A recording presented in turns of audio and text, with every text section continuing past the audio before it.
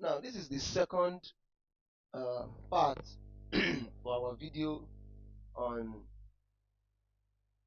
um, titration problems, especially the one that we are expecting WAEC to give to you this year. Okay, we have looked at the first question, which is very, very likely, okay, based on the specimen that has been provided. So if you have not watched that video, okay, the link will be provided in the description. So just go there and click it to watch. Okay. So the second part of the question, second possible question, is one we are looking at today. So where A is a solution containing 0.102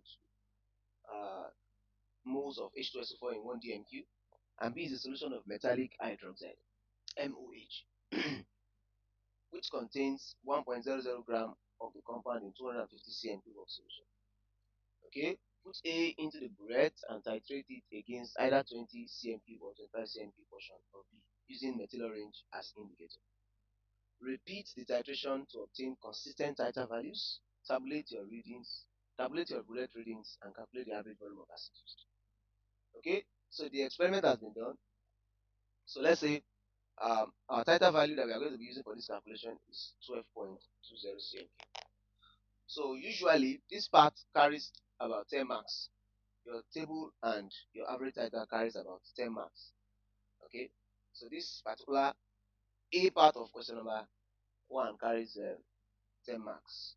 So you have to try to make sure your table is very neat, units are presented, decimal places are consistent, okay, and your average titer value that you use for calculating your average titer values are not far from themselves by more than 0.15 or 0.20, so that you'll be able to obtain the maximum mark in that section. That's part A of question number 1. Because on an average, question number 1 in WAEC paper 3 used to carry about 21 to 23 marks. Okay, about 21 to 23 marks. So take note of that. Okay, so now let's move to the second part. This is option B. I mean question 1B. So from your result and information provided, calculate the concentration of B in grams per dm.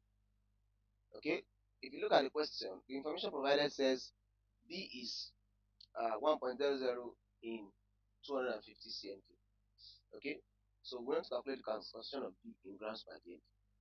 So what's the form? The concentration of B in grams per dm is going to give us what? It's just simply mass of B divided by volume of solution. Volume of solution. Okay, mass of B was given to be 1.00 gram, and the volume of solution is given to be 250 cm. Converting that to DMQ will give you 0.25 DMQ.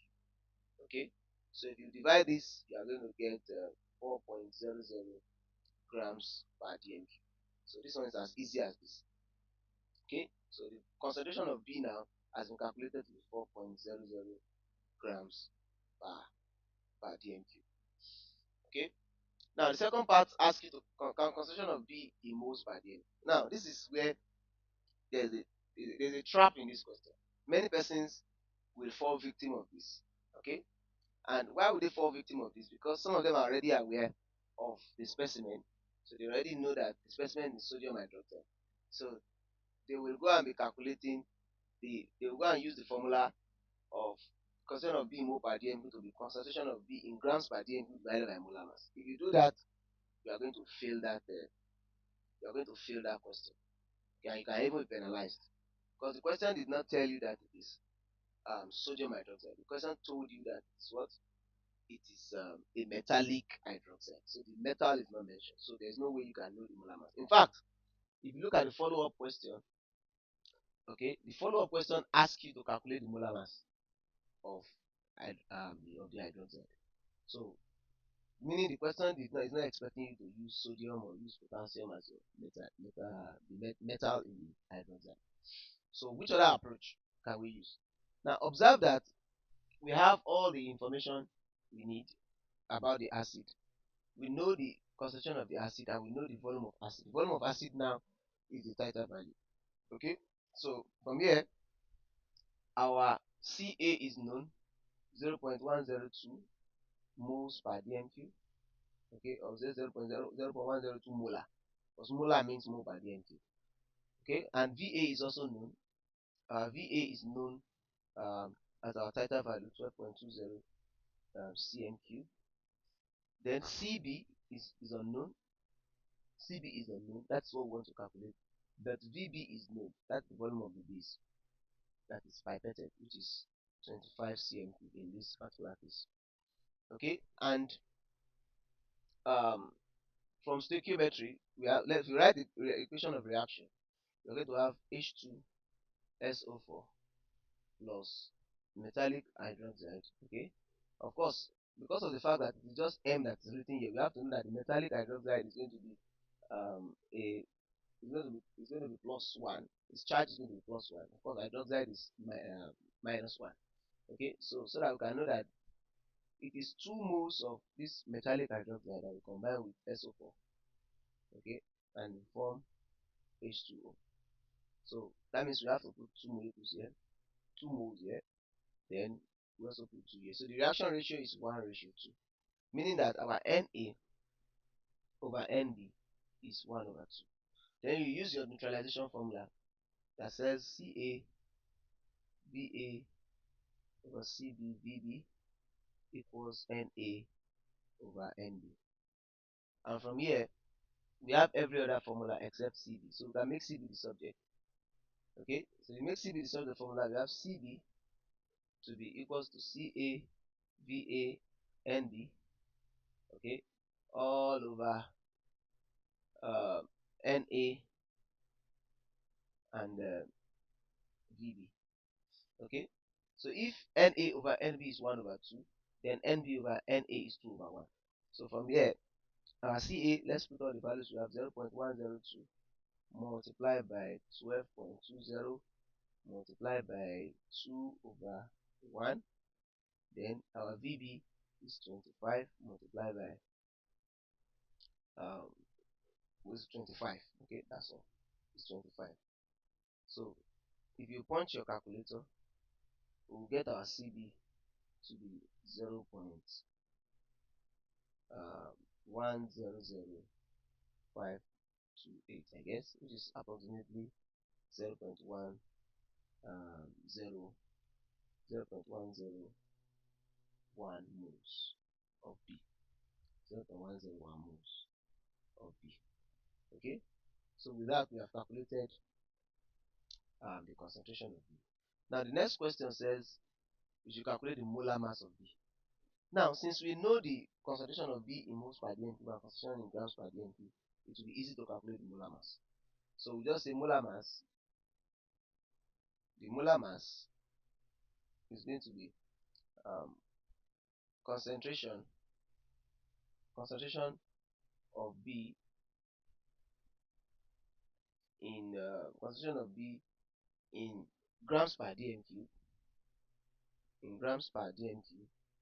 divided by concentration of B in moles per dm3. Okay, in moles per dm3, and both of these values are known. Concentration of B in moles per dm3 is known to be 4.00, and concentration of B in moles per dm3 is going to be 0.101. So you see that the answer we are going to get is going to be approximately 40 grams per mole as our molar mass. So from there, since the molar mass is 40 grams per mole, so the relative molar mass of M, we want to calculate metal M, what is the relative molar atomic mass of M? Okay, we know that the molar mass of the substance is 40. That means 40 is going to be equal to what? M plus, because metal in the metal oxide we have MOH. Okay, so M plus oxygen is 16, 1 oxygen, and we have hydrogen is 1 times 1. So we're going to get M plus 17 as our. So from here now, our M is going to be 40 minus 17, and M is going to be given to, it's calculated to be what? 23. And the last part of the question asks us to identify M. So from here, since we get the molar mass, our atomic mass, relative atomic mass will be 23. So we can confidently say M is sodium, or M is just Na, meaning the metallic hydroxide is actually what? Sodium hydroxide. Okay, sodium hydroxide. So this is the second likely question that can be obtained from the specimen provided by WAEC. So we're going to do another one.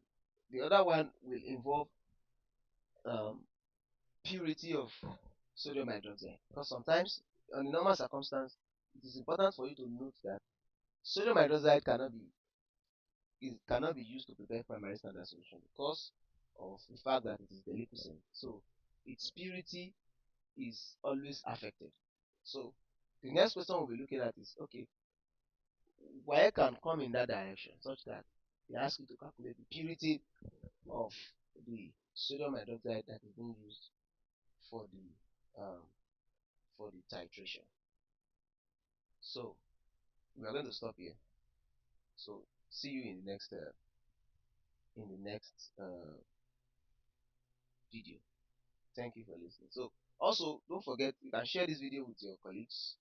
Okay, and if you have not subscribed, make sure you subscribe so that you will be alerted once the next video has been uploaded. So thank you once again for listening.